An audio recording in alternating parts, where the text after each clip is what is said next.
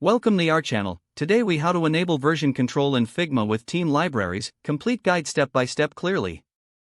To enable version control in Figma with team libraries, first, open your Figma file. Ensure that you are part of a team workspace. In the top left corner, click on the Assets panel.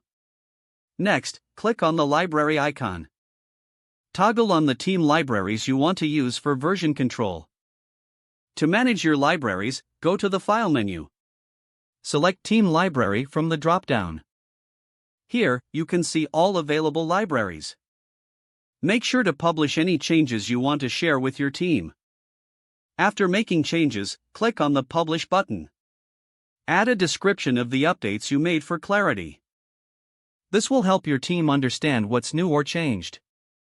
Once published, team members can access the updated components. To view version history, go to the File menu again. Select Show Version History. You will see a timeline of versions created. Click on any version to view or restore it if needed. Make sure to collaborate regularly with your team for optimal use of libraries. Encourage feedback on library components for continuous improvement. Stay organized by naming your components clearly. Regularly update your libraries to keep them relevant. By following these steps, you can effectively enable version control in Figma using team libraries. This will enhance collaboration and streamline your design process.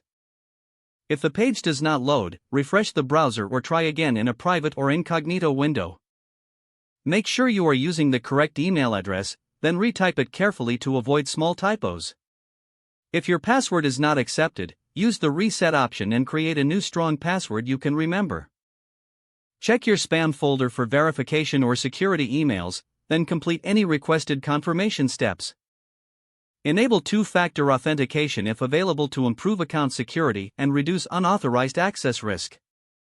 Don't forget to like this video and subscribe to our channel for more step-by-step tech guides.